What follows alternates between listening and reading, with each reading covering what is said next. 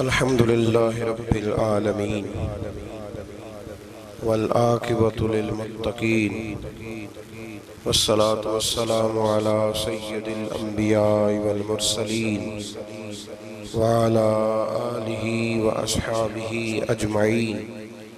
أما بعد، أعوذ بالله من الشيطان الرجيم. بسم الله الرحمن الرحيم. ذلك الكتاب لا ريب فيه. صدق الله العظيم وصدق رسوله النبي الكريم. إن الله وملائكته يصلون على النبي يا أيها الذين آمنوا صلوا عليه وسلموا تسليما. الصلاة والسلام عليك يا سيدي يا رسول الله وعلى آلك وأصحابك يا سيدي يا حبيب الله. اللهم صل على سيدنا ومولانا محمد معدن الجود والکرم وآلہ وصحبہ وبارک وسلم. تمام تعریفیں حمد و ثنا اللہ تعالیٰ جل مجدہ الکریم کے لیے، اور ہر قسم کے درود و سلام نبی رحمت صلی اللہ تعالیٰ علیہ وسلم کی ذات والا صفات کے لیے حمد و صلات کے بعد، عزیز دوستو، قرآن مجید کی دو قسم کی ترتیبیں ہیں. ایک قرآن مجید کی ترتیب وہ ہے کہ جس ترتیب سے قرآن مجید نازل ہوا، اور ایک وہ ترتیب ہے جس ترتیب سے نبی کریم علیہ السلام نے، حضور کے صحابہ نے حضور کی تعلیمات کی روشنی میں قرآن پاک کو جمع فرمایا. ایک ترتیب نزولی کہلاتی ہے، ایک ترتیب توقیفی کہلاتی ہے. جس ترتیب سے اسے جمع کیا گیا، نزول کے اعتبار سے قرآن مجید کی سب سے پہلی سورہ مبارکہ سورہ اقرا ہے. اس کی ابتدائی آیات نازل ہوئیں، اور ترتیب کے لحاظ سے جو مصحف کے اندر قرآن پاک میں ترتیب ہے، اس لحاظ سے قرآن مجید کی پہلی سورہ کا نام سورہ فاتحہ ہے. اور نبی کریم علیہ السلام نے فرمایا یہ سورہ فاتحہ اتنی شاندار ہے کہ ایسے کلمات کسی اور امت کو نہیں ملے جیسے اللہ نے سورہ فاتحہ میں ہمیں عطا فرمائے ہیں. قرآن پاک میں دو قسم کی صورتیں، ایک تو یہ میں نے عرض کر دی اس کی ترتیب، اسی طرح دو قسم کی صورتیں، کچھ مکی صورتیں ہیں اور کچھ مدنی صورتیں ہیں. ہمارے طالب علم اکثر اسکولوں اور کالجوں میں یہ سمجھتے ہیں کہ جو مکے میں نازل ہوئی وہ مکی ہیں، جو مدینے میں نازل ہوئی وہ مدنی ہیں. حالانکہ ایسا نہیں ہے. جو ہجرت سے پہلے نازل ہوئی وہ مکی ہیں، اور جو ہجرت کے بعد نازل ہوئی وہ مدنی ہیں. وہ آیت اگر بدر میں بھی نازل ہو نا، کچھ قرآن مجید کی آیات مختلف مقامات پر بھی نازل ہوئی ہیں. مختلف مقامات پر حضور بدر میں تھے تو وہاں بھی قرآن مجید نازل ہوا. نبی کریم علیہ السلام احد میں تھے تو وہاں بھی قرآن پاک نازل ہوا. تو ترتیب یہ کی جائے گی کہ جو صورتیں ہجرت سے پہلے نازل ہوئیں وہ مکی ہیں، اور جو ہجرت کے بعد نازل ہوئیں وہ مدنی ہیں. سورہ فاتحہ کا آغاز اور قرآن مجید کی ہر سورت کا آغاز سوائے سورہ توبہ کے بسم اللہ شریف سے ہوتا ہے. اور نبی کریم علیہ السلام نے اتنا زور دیا کہ حضور فرمانے لگے دروازہ بند کرنے سے پہلے بھی بسم اللہ شریف پڑھا کرو، اور برتن ڈھانپنے سے پہلے بھی بسم اللہ شریف پڑھا کرو. نبی پاک علیہ السلام نے ہر جائز اور مستحسن کام سے قبل بسم اللہ شریف پڑھنے کو حکم دیا. بسم اللہ کے مفاہیم کیا ہیں؟ فرمایا بسم اللہ الرحمن الرحیم، اللہ کے نام سے شروع جو بڑا ہی مہربان نہایت رحم کرنے والا ہے. باقی ترجمہ کرنے والوں نے کہا کہ شروع اللہ کے نام سے، تو اعلیٰ حضرت فرمانے لگے کہ پھر تو شروع سے ہو گیا، پھر تو شروع سے ہو گیا. تو حضور پھر کیا ترجمہ کریں؟ فرمانے لگے یہ ترجمہ نہ کرو کہ شروع اللہ کے نام سے، بلکہ ترجمہ یہ کرو کہ اللہ کے نام سے شروع. یہ دیکھیں نا، سوچ ہے نا بزرگوں کی، اللہ کے نام سے، تاکہ واقعی اللہ کے نام سے شروع ہو. پھر ارشاد فرمایا الحمدللہ رب العالمین، تمام تعریفیں اللہ کے لیے جو تمام جہانوں کو پالنے والا ہے. جب انسان کو تھوڑا سا ترجمہ آتا ہو نا، اس کی تھوڑی توجہ ہو، اسے نماز پڑھنے کا بھی بڑا ہی مزہ آتا ہے. نبی کریم علیہ السلام فرماتے ہیں، رب فرماتا ہے یہ سورہ فاتحہ میرے اور میرے بندے کے درمیان آدھی آدھی ہے. آدھی میری ہے آدھی میرے بندے کی ہے۔ جب وہ کہتا ہے نا مالک یوم الدین، تو یہاں تک وہ میری تعریف کرتا ہے، ایاک نعبد و ایاک نستعین تک پہنچتا ہے تو اب میرا اور اس کا آدھا آدھا کام شروع ہو جاتا ہے۔ پھر آگے میرا بندہ جب مجھ سے دعا مانگتا ہے تو یہ اس کے الفاظ ہیں جو میں اپنے فضل سے قبول فرمایا کرتا ہوں۔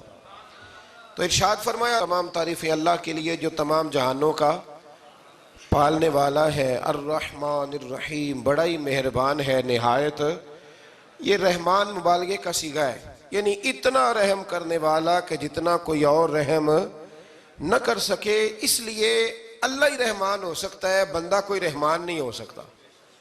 بندے کو رحیم کہا جا سکتا ہے، نبی پاک رحیم ہے لیکن رحمان نہیں ہے، اس لیے کسی بھی انسان کا نام رحمان نہیں ہو سکتا۔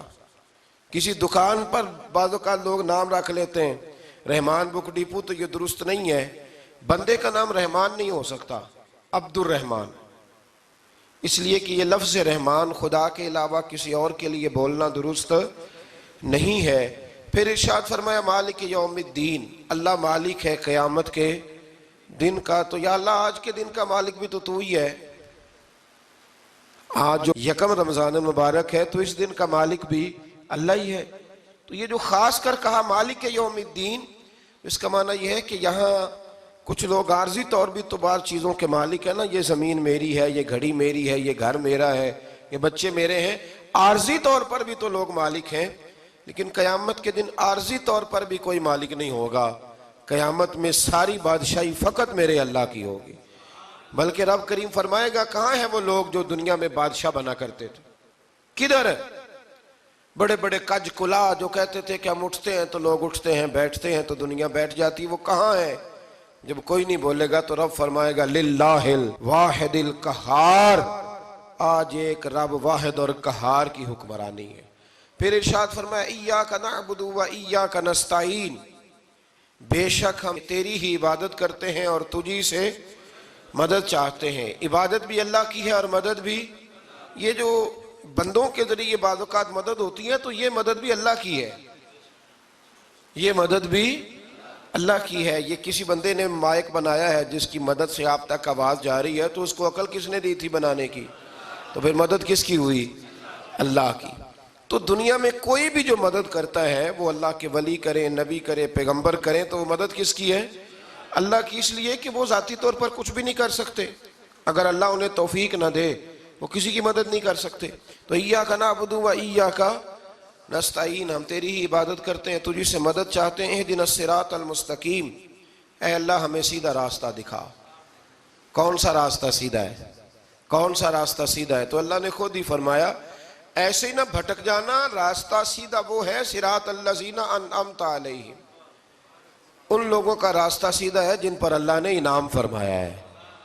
اور وہ کون ہے؟ قرآن مجید نے خود فرمایا انعم اللہ علیہم من النبیین والصدیقین والشہداء والصالحین، وہ نبی ہیں، صدیق ہیں، شہید ہیں اور نیک لوگ ہیں۔ فرمایا اپنی مرضی کے راستے پہ چلو گے تو بھٹک جاؤ گے، رب کی بارگاہ میں سوال کرنا کہ وہ تمہیں نبیوں کے، صدیقوں کے، شہیدوں کے اور نیک لوگوں کے راستے پہ چلائے۔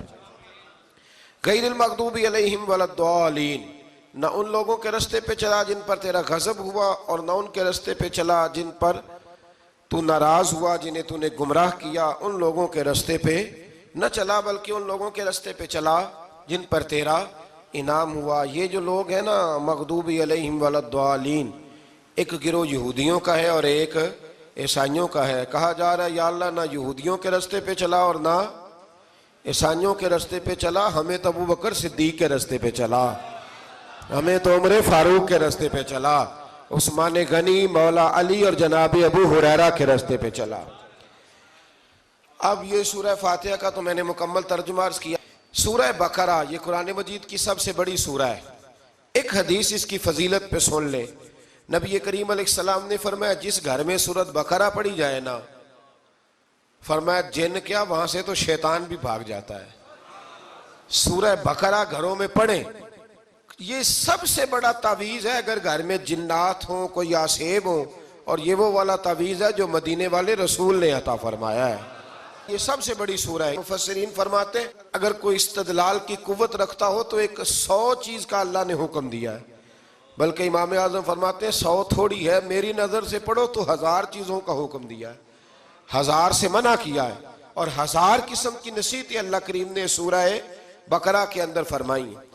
اس سورہ مبارکہ کا جو پہلا رکوع ہے نا، اس میں جو سب سے پہلی آیت ہے وہ ہے الف لام میم۔ ان کو کہتے ہیں حروف مقطعات۔ پہلا لفظ ہی جب کوئی قرآن مجید کا پڑھتا ہے نا، بہت بڑا عالم فاضل، بہت بڑا محدث، تو اسے یہ کہنا پڑتا ہے کہ میں نہیں جانتا، اللہ جانتا ہے یا اللہ کا رسول جانتا ہے۔ الف لام میم کا معنی ہم نہیں جانتے، اللہ جانے یا اللہ کا رسول جانے، یا جس کو وہ دونوں بتا دیں وہ جانتا ہے، ورنہ یہ اللہ اور اس کے رسول کا راز ہے۔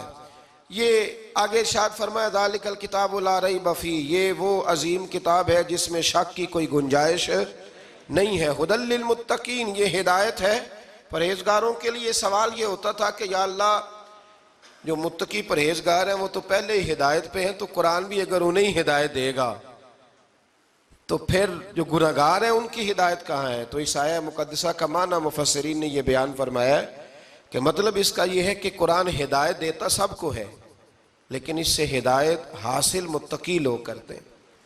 بارش برستی ہے نا سب جگہوں پہ، لیکن اگر کسی نے فرش کرایا ہو، ٹائلیں لگوائی ہو، تو وہاں پھل پھول اگ سکتے ہیں، سبزہ اگ سکتا ہے، اس کے لیے زمین کا زرخیز ہونا شرط ہے۔ قرآن مجید سب کو ہدایت دیتا ہے، لیکن قرآن مجید سے ہدایت لیتے وہ ہیں جنہیں اللہ نے تقوی والا دل عطا فرمایا ہے، ڈرنے والا دل دیا۔ آگے جو آیات ہیں نا 5، ان میں اللہ تبارک و تعالیٰ نے متقی لوگوں کی فضیلت بیان کی ہے، نشانیاں بیان کی ہیں کہ وہ کون ہوتے ہیں۔ ان میں پہلا ارشاد فرمایا کہ متقی وہ ہوتا ہے جو غیب پہ ایمان لے آتا ہے، اس چکر میں نہیں پڑتا کہ آنکھوں سے دیکھوں گا تو مانوں گا۔ اور دوسرا فرمایا متقی وہ ہوتا ہے جو نماز قائم کرتا ہے اور اللہ کے دیے ہوئے رزق سے اللہ کے راستے میں خرچ کرتا ہے۔ اور تیسرا فرمایا متقی وہ ہوتے ہیں کہ محبوب جو قرآن ہم نے آپ پہ نازل کیا اس پر بھی ایمان لاتے ہیں، اور جو آپ سے پہلے نازل کیا گیا اس پر بھی ایمان لاتے ہیں، یعنی تورات کو، زبور کو، انجیل کو، اس کو بھی وہ مانتے ہیں۔ اور پھر اللہ کریم نے فرمایا اولئک علی ھدی من ربہم واولئک ھم المفلحون، یہ جو لوگ ہیں نا غیب پر ایمان لانے والے، نماز پڑھنے والے، زکوٰۃ دینے والے، پچھلی کتابوں کو بھی ماننے والے، نبیوں کو بھی ماننے والے، اور رسول پاک پر ایمان لانے والے، فرمایا یہ وہ لوگ ہیں جو اللہ کی طرف سے ہدایت پر ہیں، اور یہ وہ لوگ ہیں جو دنیا میں بھی کامیاب ہو جائیں گے اور آخرت میں بھی کامیاب ہو جائیں گے۔ پھر آگے نا اللہ تبارک و تعالیٰ نے کفار کا ذکر فرمایا ہے 3 آیات کے اندر۔ مومن کے بعد دوسرا درجہ کس کا ہے؟ ذکر میں کافر کا۔ پہلے بات ہوئی 5 آیات میں مومنوں کی، اب 3 آیات میں ذکر کیا گیا پکے کافروں کا۔ مومن وہ ہوتا ہے زبان سے بھی اللہ اور اس کے رسول کو مانے، ان کی لائی ہوئی چیزوں کو مانے اور دل سے بھی تسلیم کرے، اور کافر وہ ہوتا ہے کہ جو نہ زبان سے مانتا ہے اور نہ ہی دل سے تسلیم کرتا ہے۔ پھر اللہ تبارک و تعالیٰ نے 13 آیات کے اندر، 3 آیتوں میں کافروں کا ذکر کیا اور 13 آیات کے اندر پھر منافقین کا ذکر فرمایا ہے۔ منافق اس کو کہتے ہیں، منافق اس کو کہتے ہیں جو زبان سے تو دعوے اونچے اونچے کرتا ہے ایمان کے، لیکن اس کے دل میں ایمان موجود نہیں ہوتا۔ آپ حیران ہوں گے، یہیں پہ بات کو ذرا غور سے سمجھیں کہ مومنوں کا ذکر 5 آیات میں اور کفار کا 3 آیات میں، پکے کفار کا، اور منافقین کے لیے اللہ نے اگلے ہی رکوع میں 13 آیات بیان فرمائی۔ 13، یہ خطرناک گروہ ہے منافقین کا، یہ خوفناک لوگ ہیں، یہ وہ چھپی ہوئی بیماری ہے کہ جس کو پکڑنا تھوڑا مشکل ہے۔ کچھ بیماریوں کو ڈاکٹر کہتے ہیں نا یہ خاموش قاتل ہے، قتل کر دیتی ہے پر پتہ نہیں لگنے دیتی۔ اسی طرح منافقین کا ٹولہ ہے۔ قرآن مجید کہتا ہے ان منافقین کے بارے میں وَمِنَ النَّاسِ مَن يَقُولُ آمَنَّا بِاللَّهِ وَبِالْيَوْمِ الْآخِرِ وَمَا هُمْ بِمُؤْمِنِينَ، اے محبوب کچھ لوگ کہتے ہیں ہم اللہ اور آخرت پر ایمان لائے، لیکن وہ ایمان لانے والے نہیں ہیں۔ تو جب رب کہتا ہے نہیں ہے، آج کسی کو کہہ دیا جائے نا کہ وہ بندہ جھوٹا کلمہ پڑھتا ہے، اس کی باتیں نہیں بتاتے، تو کہتے ہو آپ ایک کلمہ گو کو برا کہہ رہے ہیں۔ تو یہاں تو اللہ ان کے کلمے کا بھی اعلان فرما رہا ہے اور ان کے نفاق کا بھی اعلان 13 آیات میں. اور رب فرماتا ہے یخادعون اللہ والذین آمنوا وما یخدعون الا انفسهم وما یشعرون. فرمایا وہ اللہ کو دھوکہ دینا چاہتے ہیں مومنوں کو، حالانکہ نہیں دھوکہ دیتے مگر اپنی ہی جانوں کو، انہیں شعور ہی نہیں. اللہ تبارک و تعالیٰ نے 13 آیات کے اندر مکہ مکرمہ میں منافق کوئی نہیں تھا جب تک حضور نے ہجرت نہیں کی تھی. کیوں؟ اس لیے کہ وہاں جو کلمہ پڑھتا تھا اسے مار کھانی پڑتی تھی. تو کسی کو کیا مصیبت پڑی تھی جھوٹا کلمہ پڑھ کے مار کھائے. مدینے میں جب اسلامی حکومت قائم ہو گئی نا تو کچھ لوگوں نے اسلامی حکومت سے فائدہ لینے کے لیے جھوٹے موٹے کلمے پڑھ لیے، اندر کفر رکھتے تھے، اوپر سے اظہار اسلام کرتے تھے. تو رب فرماتا ہے کہ ان کا یہ ایمان قابل قبول نہیں ہے. تو یا اللہ پھر کس کا ایمان قابل قبول ہے؟ تو اللہ کریم نے فرمایا وَإِذَا قِيلَ لَهُمْ آمِنُوا كَمَا آمَنَ النَّاسِ. جب ان سے کہا جاتا ہے نا اس طرح ایمان لاؤ جس طرح دوسرے لوگ لائے، یعنی ابو بکر صدیق کی طرح ایمان لاؤ، عمر فاروق کی طرح ایمان لاؤ، عثمان غنی کی طرح، مولا علی کی طرح، بلال حبشی کی طرح. تو کیا جواب دیتے ہیں؟ قالوا انؤمن كما آمن السفهاء. کیا اس طرح ایمان لائیں جس طرح یہ بیوقوف ایمان لائے؟ الا انہم هم السفهاء. اللہ فرماتا ہے خبردار بے شک وہی بیوقوف ہے، ولکن لا يعلمون، لیکن انہیں اس کا علم نہیں ہے. وہ کہا کرتے تھے کہ یہ تو بیوقوف ہے معاذ اللہ. ابو بکر صدیق نے سارا ہی مال دے دیا نبی پاک کو، عمر فاروق نے آدھا دے دیا، مولا علی نے سارا کچھ حضور کے نام کر دیا، عثمان جو کماتے محنت کے ساتھ وہ سارا وہاں جا کے پیش کر دیتے. تو بیوقوفی ہے. آج بھی کچھ لوگ کہتے ہیں کلمہ پڑھنا چاہیے سیدھا سیدھا. یہ کیا بات ہو گئی کیا بندہ مسیتڑ ہی ہو جائے؟ کاروبار بھی تو کرنا ہے نا، نماز روزہ بھی. تو بیوقوفی ہے. اللہ جواب دیتا ہے، فرمایا الا انہم هم السفہاء، خبردار بیوقوف تو تم ہو کہ میرے محبوب کی شریعت کا، دین کا، روحانیت کا سورج چمک رہا ہے اور تم نے فیض ہی کوئی نہیں حاصل کیا. تو میرے بھائیوں، صحابہ کا ایمان وہ ایمان ہے، اہل بیت نبوت کا وہ ایمان ہے کہ اللہ کو ایمان بھی وہ والا پسند ہے جو حضور کے غلاموں جیسا ایمان ہو. اللہ تبارک و تعالیٰ نے منافقین کا ذکر فرمایا تو پھر اللہ کریم نے فرمایا یہ تو وہ بیوقوف لوگ ہیں اس آدمی کی طرح جو آگ جب پوری جلا لیتا ہے نا روشنی پھیل جاتی ہے تو پھر اللہ اس کا نور لے جاتا ہے. انہوں نے بھی چلاکیاں کر کے تھوڑا سا ماحول بنایا تھا تو اللہ نے ان کے سارے پردے کھول دیے. ان کے پاس کچھ باقی بچا، ان کے پردے کھول گئے. رسول کریم علیہ السلام کی بارگاہ میں نا ایک دن ان منافقین نے شرارت کر دی. منافقین نے شرارت کیا کی؟ جب حضور صلی اللہ علیہ وسلم نے فرمایا نا پوچھو جو پوچھنا ہے، تو امام راضی کہتے ہیں یہ پیچھے نمازیں پڑھتے تھے، یہ 313 تھے حضور کے پیچھے. اگر مدینے میں رہ کے منافق ہو سکتے ہیں تو باقی ملکوں میں بھی تو ہو ہی سکتے ہیں نا جی. حضور کے پیچھے نمازیں پڑھتے تھے تو ایک دن کہنے لگے جی یہ کہتے ہیں جو مرضی پوچھو تو ہم پیچھے نمازیں پڑھتے ہیں، ہمارا انہیں پتہ نہیں. جب یہ اعتراض کیا نا حضور کے علم پر، آپ سمجھ لیں کہ حضور کے علم پر اعتراض کرنا طریقہ کس کا ہے؟ طریقہ کس کا ہے حضور کے علم مبارک پر اعتراض کرنا؟ کہنے لگے پیچھے نمازیں پڑھتے انہیں پتہ ہی نہیں. جب یہ کہا تو اللہ کے رسول نے نا، جمعے والا دن تھا، حضور نے فرمایا میرے علم پر اعتراض کرتے ہو؟ 70 بندے نام لے کر اور ولدیتیں لے کر، بلکہ بہت سارے ایسے تھے جنہیں کنفرم ہو گیا کہ ولدیت اصل میں ہے کیا، انہیں طے ہو گیا. حضور کے بے ادب کے لیے یہ طے کرنا بھی مشکل ہوتا ہے نا. طے ہو گیا کہ ولدیت ہے کیا. 70 بندے نام لے کے حضور نے مسجد نبی سے نکال دیے. فرمایا یا فلاں بن فلاں قم فخرج فإنک منافق، او فلاں کے بیٹے فلاں کھڑا ہو جا، نکل جا، تو منافق ہے. حضور نے 70 بندے نکال دیے. اب 70 بندے اکٹھے گلی میں نکلیں تو رش تو پڑ جاتا ہے نا. حضرت عمر فاروق لیٹ ہو گئے، جمعے میں آ رہے تھے. ان کو جاتے ہوئے دیکھا تو عمر فاروق فرمانے لگے جمعہ ہو گیا ہے. بھئی 70 بندے نکل آئے باہر، جمعہ ہو گیا ہے. تو ایک منافق کہنے لگا تھا کہ نہیں حضور نے نکال دیا. تو عبداللہ بن ابی سلول جو ان کا سربراہ تھا نا، وہ کہنے لگا چپ کر. حضرت عمر سے کہنے لگا ہاں جی ہو گیا ہے. وہ بھی کہنے لگا تھا نہیں ہوا، ہمیں نکال دیا گیا. تو یہ سردار بولا، کہنے لگا ہو گیا ہو گیا.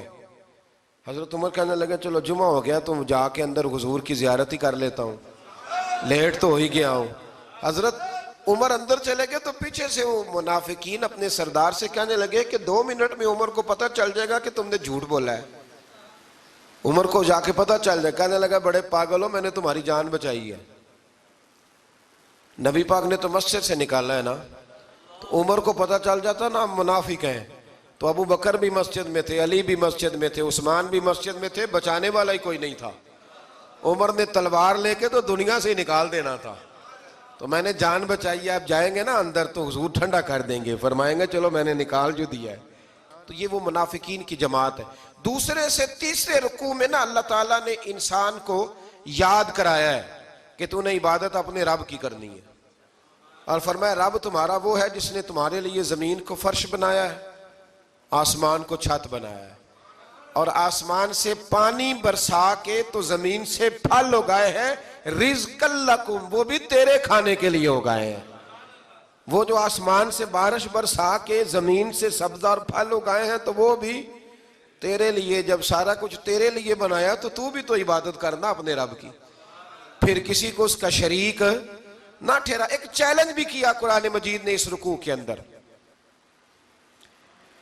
کہا کرتے تھے مکے کے لوگ کہ آپ قرآن مجید کی آیتیں نبی کریم علیہ السلام سے کہا کرتے تھے کہ معاذ اللہ آپ خود بناتے ہیں، بنا کے لاتے ہیں۔ تو اللہ کریم نے فرمایا وَإِن كُنتُمْ فِي رَيْبٍ مِّمَّا نَزَّلْنَا عَلَىٰ عَبْدِنَا فَأْتُوا بِسُورَةٍ مِّن مِّثْلِهِ، اگر تمہیں شک ہو نا اس میں جو ہم نے بندہ خاص پہ نازل کیا ہے تو تم بھی اس جیسی ایک صورت بنا کے لاؤ۔ پڑھے لکھے تو تم بھی ہو نا، مکے میں تم بھی رہتے ہو، تو ایک صورت بنا کے لاؤ۔ قرآن مجید ہم سے چھینا گیا ہے سازش کے تحت، اس لیے کہ جس قوم کو قرآن آ جاتا ہے نا پھر کوئی کافر اس کا مقابلہ نہیں کر سکتا۔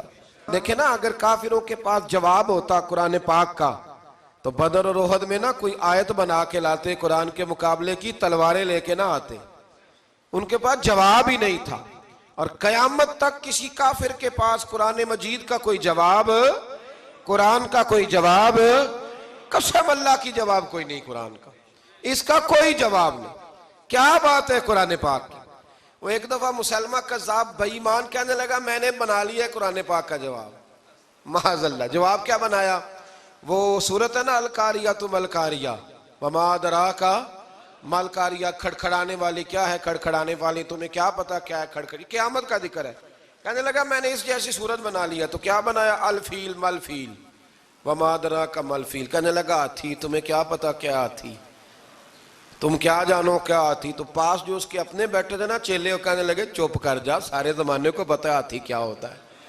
تو پاگل ہے، اس کے 2 کان ہوتے ہیں، ایک سونڈ ہوتی ہے، 4 اس کے پیر ہوتے ہیں۔ بیوقوف آدمی، قرآن کا مقابلہ کرنا ہے تو کچھ چج کے ساتھ کر، پاگلوں کی طرح مقابلہ کرے گا، جوتے کھائے گا بھی ہمیں بھی پڑھوائے گا۔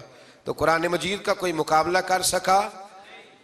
تو اس آیہ مبارکہ میں اللہ نے کافروں کو یہ کہا اگر مقابلہ نہیں کر سکتے تو پھر اللہ سے ڈرو، ورنہ دوزخ میں ڈالے جاؤ گے، وہ جس کا ایندھن آدمی اور پتھر ہے، اور بنائی بھی کافروں کے لیے گئی ہے۔ اعدت للکافرین، جہنم کس کے لیے بنائی گئی ہے؟ کافروں اور منافقوں کے لیے۔ مسلمانوں کے لیے بنائی گئی، مسلمان مرضی سے چھلانگے لگائیں تو ان کی موج ہے، ورنہ ان کے لیے جہنم، ان کے لیے اللہ نے جنت بنائی ہے۔ اور یہ بات کرتے ہی رب کریم نے فرمایا اے محبوب علیہ السلام مومنوں کو خوشخبری دے دیں کہ اللہ نے ان کے لیے جنت بنائی ہے، اس میں باغات ہیں، انہیں رزق دیا جائے گا کھانے کے لیے، اور اس میں انہیں پاکیزہ بیویاں دی جائیں گی، اور پھر وہ اس میں ہمیشہ رہیں گے، انہیں اس سے نکالا نہیں جائے گا۔ آگے جو آیات کریمہ ہے نا اس کے اندر اللہ تبارک و تعالیٰ نے فرمایا ہے کہ اللہ حیا نہیں کرتا سمجھانے کے لیے مچھر کی مثال بھی دینی پڑے۔ فرمایا قرآن سے کچھ لوگ ہدایت حاصل کرتے ہیں اور کچھ گمراہ ہو جاتے ہیں۔ جب لوگ اپنی مرضی کی تشریحات چاہتے ہیں تو گمراہ ہوتے ہیں، اور جب قرآن کو رسول اللہ صلی اللہ علیہ وسلم اور امت مسلمہ کی تشریحات کی روشنی میں سمجھتے ہیں تو پھر اللہ ہدایت عطا فرماتا ہے۔ پھر اللہ تبارک و تعالیٰ نے آگے ارشاد فرمایا حضرت آدم کی پیدائش کا واقعہ۔ کچھ مفسرین نے لکھا اللہ نے مشورہ کیا تھا فرشتوں سے، وَإِذْ قَالَ رَبُّكَ لِلْمَلَائِكَةِ إِنِّي جَاعِلٌ فِي الْأَرْضِ خَلِيفَةً لیکن کچھ مفسرین کہتے ہیں کہ اللہ کو ضرورت نہیں فرشتوں سے مشورہ کرنے کی. اللہ نے فرشتوں سے مشورہ نہیں کیا، بلکہ رب نے انہیں آگاہ فرمایا تھا کہ میں لگا ہوں زمین پہ اپنا نائب بنانے، میں خلافت دینے لگا ہوں زمین پہ. اب یہ تو دینے والی کی مرضی ہے نا اس نے کس کو دینی ہے، یہ تو دینے والے کی مرضی ہے نا اس نے. تو کچھ لوگ کہتے ہیں کہ دینے والے سے زیادہ ہمیں پتہ ہے. تو فرشتوں کو بھی یہ اجتہادی خطا ہو گئی، کہنے لگے یا اللہ اسے نہ بنانا، یہ فساد کرے گا، یہ خون ریزیاں کرے گا. تو اللہ نے فرمایا جو میں جانتا ہوں وہ تم. اللہ اکبر. امام راضی فرماتے جب رمضان آتا ہے تو اللہ فرشتوں سے کہتا ہے ذرا یہ کھول کے دروازے دیکھو نا یہ زمین پہ کیا کر رہے ہیں. تم تو کہتے تھے فساد کریں گے اور یہ سارے تراویحاں پڑھ رہے ہیں. تم تو گویا کہتے تھے فساد کریں گے اور یہ تو دیکھو گویا رمضان کے روزے رکھ رہے ہیں، یہ تو میری یاد میں نکلے ہوئے. تم کچھ کہتے تھے اور دیکھو میں نے تمہیں کہا تھا نا جو میں جانتا ہوں وہ تم. اللہ نے پھر حضرت آدم علیہ السلام کو تمام زمانے کے علوم عطا کیے، علم سکھا لیا. تو فرشتوں سے کہا تم بھی ان چیزوں کے نام بتاؤ، تو وہ بتا سکے نہیں. اللہ نے فرمایا اب اس طرح کرو آدم کو سجدہ کرو. سب نے سجدہ کیا سوائے. وہ کہنے لگا یا اللہ صرف تجھے ہی کرنا ہے. کرنا بھی صرف اللہ کو چاہیے، پر رب کے آگے بھی جھکنا چاہیے، اور جس کے سامنے رب جھکائے نا وہاں بھی. اور یہ جو عاجزی ہے نا، یہ جو جھکنا ہے، یہ علم کے آگے ہے. ہماری مصیبت یہ ہے کہ ہم علم کے آگے بھی گردن جھکانے کو تیار نہیں ہوتے، وہاں بھی ہم خود عالم فاضل بن جاتے ہیں. تو فرمایا کہ سب سے کہا سجدہ کرو، سب نے سجدہ کیا سوائے ابلیس کے. تو پھر ہوا کیا وکان من الکافرین، وہ کافروں میں سے ہو گیا. پھر اللہ نے حضرت آدم کو اور جناب حوا کو نا مقام دے دیا جنت میں رہنے کے لیے، اور کہا سارا کچھ کھانا، درخت کے قریب نہ جانا. ابھی آپ کسی سے کہہ دیں تھوڑا سا کہ پیچھے نہ دیکھنا، یعنی اگر میری سمجھ لیں ادب کی وجہ سے کوئی 1.5-2 منٹ یا 6 منٹ نہیں بھی نہ دیکھے گا تو سوچے گا ضرور کہ پتہ نہیں اب پیچھے کیا ہے، مصیبت کیا ہے. یعنی آپ کہہ کے دیکھ لیں کسی کو، پیچھے نہ دیکھنا. فطرت ہے نا انسان کی، وہ جستجو کرتا ہے. کہا اس درخت کے پاس نہ جانا. تو حضرت حوا سلام اللہ علیہ کہتے ہیں دل میں خیال رہتا تھا کہ آخر ہے کیا درخت کے پاس. یہی انسان کا عقیدہ توحید ہے کہ جہاں سے رب منع کر دے وہاں وہ منع ہو جائے. اور یہ ان کی خطا نہیں تھی، یہ اللہ کی حکمت تھی، چونکہ رب نے تو پہلے کہہ دیا تھا بنایا ہی زمین کے لیے، تو یہ تو سارا کچھ ہونا تھا تو زمین پہ آنا تھا نا. تو حضرت حوا اور جناب آدم کے پاس شیطان آیا. اب اس کو نکال تو دیا تھا پر ابھی اس کا جنت میں آنا جانا بند نہیں ہوا تھا، یہ بھی اللہ کی حکمت تھی. تو وہ کہنے لگا تمہیں پتہ ہے بعد میں مر جاؤ گے. تو حضرت حوا کہنے لگی کیا موت بھی آئے گی؟ کہاں، اس کی تکلیف بھی بڑی ہوگی، تو پھر بچیں گے کیسے؟ تو کہنے لگے پھل کھا لو اس درخت کا. تو بچنے کے لیے پھل کھایا تھا.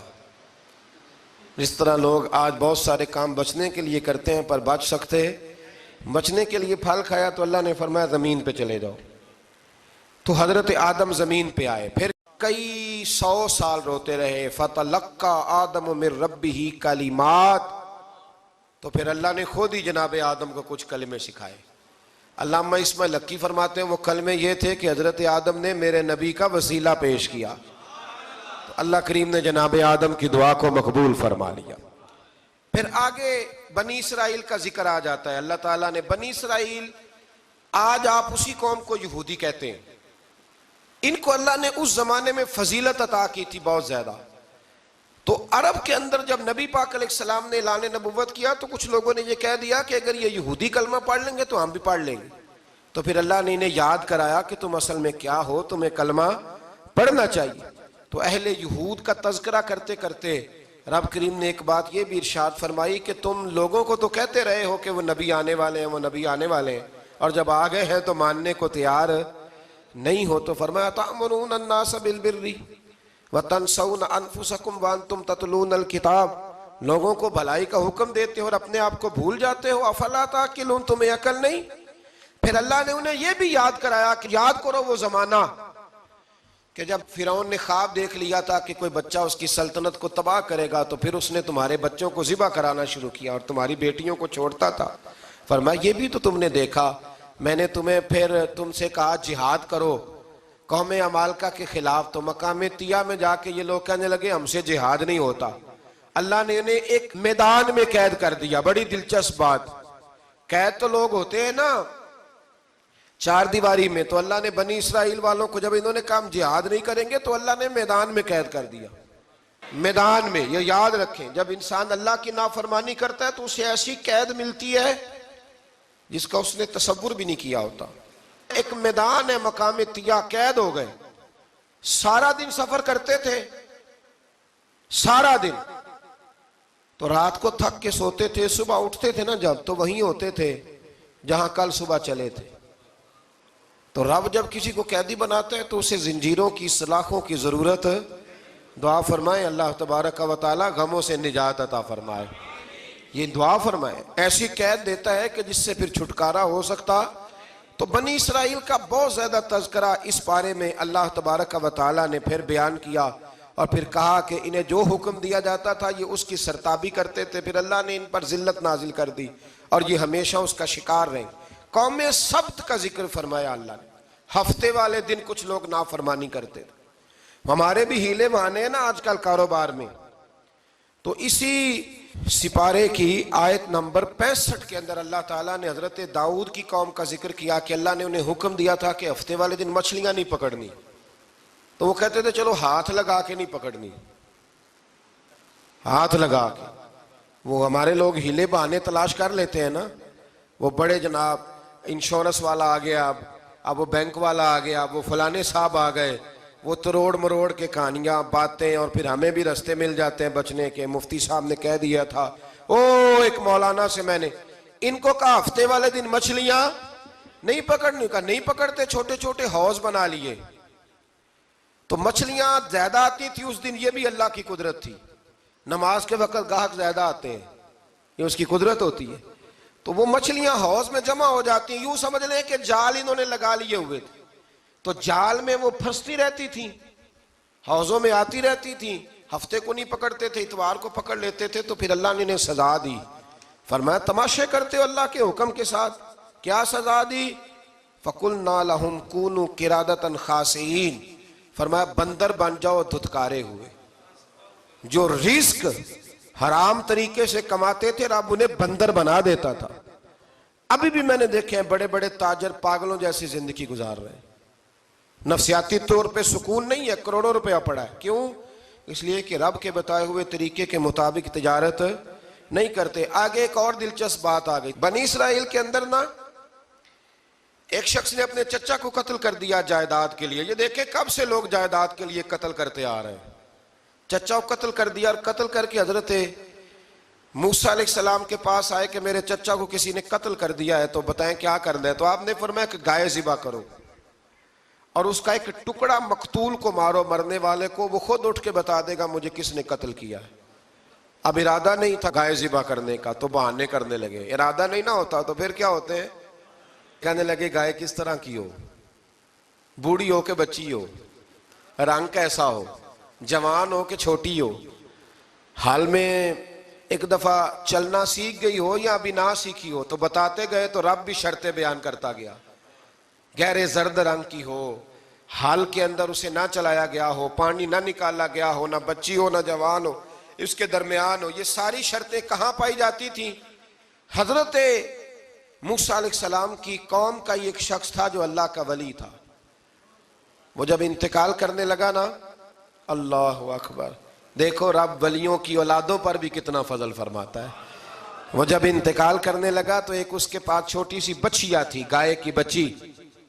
اس نے جنگل میں چھوڑ دی. کہنے لگا یا اللہ میں تیرے نام پہ چھوڑتا ہوں, میرا بچہ جوان ہو جائے تو اسے دے دینا, اور تو سرمایہ ہی کوئی نہیں. بچہ بڑا ہوا تو بچہ بھی بڑا نیک تھا, اپنی ماں کا بڑا فرما بردار تھا. اس کی ماں نے کہا بیٹا تیرے باپ نے ایک گائے چھوڑی تھی. تو بچہ جنگل میں گیا اور جا کے کہنے لگا اے اللہ میری گائے مجھ سے ملا دے. تو رب کریم نے وہ گائے واپس کر دی. وہ گائے گھر لے آیا. اب وہ کہنے لگا اماں بیچ دوں, تو اماں کہنے لگی بیٹا میرے پوچھے بغیر نہ بیچنا. کئی دفعہ گاہک لگے, پر اس نے کہا جب تک میری اماں نہ کہے گی میں بیچوں گا. ادھر بنی اسرائیل والے شرطیں جتنی گائے کے بارے میں پوچھ چکے تھے وہ ساری اسی گائے میں پائی جاتی تھی. تو یہ ڈھونڈتے ڈھونڈتے وہاں پہنچ گئے. تو کہنے لگے گائے چاہیے، تو اس نے کہا بھی تمہاری مرضی سے نہیں، قیمت میری مرضی کی۔ ایک مفسر نے تو یہاں تک لکھا ہے کہ اس نے کہا گائے ذبح کر کے نا، تو جتنا گائے کے اندر گوشت ہوگا نا اتنا ہی کھال کے اندر تم مجھے مال بھر کے دو گے، اتنے سکے بھر کے دو گے، اتنی اشرفیاں بھر کے دو گے تو پھر تمہیں گائے دوں گا۔ تو پھر یہ گائے انہیں ملی اور یہ گائے لے کر کے آئے۔ زیادہ سوالات نہ کرتے تو زیادہ الجھتے نہ۔ ہم بھی دین کے معاملے میں بڑے سوال جواب کرتے ہیں، اتنا سوال کریں جتنی اس کی ضرورت ہے۔ ان لوگوں نے سوالات زیادہ کیے تو پھر الجھ زیادہ گئے۔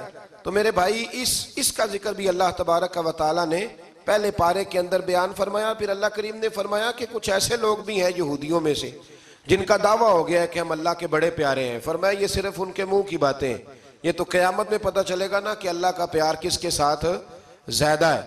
اور پھر یہ بھی یہودیوں نے دعویٰ کیا ہے، اسی پارے میں اللہ فرماتے ہیں کہ ان کا دعویٰ ہے کہ ہم اللہ کے بڑے پیارے ہیں، جنت میں ہم ہی جائیں گے۔ تو اللہ فرماتا ہے پھر مرنے کی دعا تو کرو، جنت میں تو مر کے جانا ہے نا۔ لیکن رب فرماتے ہیں یہ کبھی مرنے کی دعا نہیں کریں گے، اس لیے کہ انہیں پتہ ہے کہ ہم نے آخرت کے لیے کیا بھیجا۔ لیکن جی پہلا حکم آ گیا یا ایھا الذین آمنوا کہہ کے، پہلی آیت قرآن پاک کی پہلے سپارے میں پہلی آیت جس میں اللہ نے کہا یا ایھا الذین آمنوا، تو پہلا حکم آمنوا کہہ کے آیت نمبر 104 میں جو اللہ نے حکم دیا ہے نا وہ نبی پاک کی تعظیم کا حکم ہے۔ پہلا حکم ہی اللہ نے حضور کی عزت اور ناموس کا ارشاد فرمایا۔ پہلا اس ترتیب کے لحاظ سے وہ ہوا یہ کہ جب نبی پاک کو بات ارشاد کرتے تو صحابہ کرام اٹھ کے عرض کرتے رائینا یا رسول اللہ، حضور سمجھ نہیں آئی ذرا رعایت کر دیں۔ تو یہودیوں کی عبرانی زبان کے اندر نہ ذرا کھینچ کے پڑھتے تھے رائینا، تو اس کا معنی بنتا تھا معاذ اللہ اے ہمارے چرواہے، بکریاں چرانے والے کو بھی وہ رائینا کہتے تھے۔ تو جب صحابہ یہ کہنے لگے تو اللہ نے منع ہی کر دیا، فرمایا میرے محبوب کے غلاموں اس لفظ کے پیچھے چھپ کے لوگ میرے نبی کی بے ادبی کر جاتے ہیں۔ تو جس لفظ کا کوئی ایک معنی بے ادبی والا بنتا ہو وہ لفظ بھی میرے نبی کے لیے نہ کہو، لفظ وہ والے کہو جس میں کوئی بے ادبی کا معنی نکلے نہ۔ یہاں لوگوں نے بڑے بڑے لفظ نہیں بول دیے، پھر کہتے میرا مطلب یہ تھا، میرا مطلب وہ تھا، تو تو نے وہ لفظ بولا کیوں جس کا کوئی غلط مطلب بھی نکل سکتا تھا۔ اللہ نے فرمایا یا ایھا الذین آمنوا لا تقولوا رائینا، اے ایمان والو رائینا کہو ہی نہ۔ تو یا اللہ کیا کہیں؟ فرمایا وقولوا انظرنا، تم کہو یا رسول اللہ ایک نظر فرمائیے۔ انداز دیکھیے، انظرنا ایک نظر۔ تو ہمارے بزرگ تو پہلے ہی بڑے پیار والوں نے کہہ دیا یا رسول اللہ انظر حالنا۔ کہتے کہاں سے لاتے ہو جملے؟ میں نے کہا اللہ کی کتاب سے۔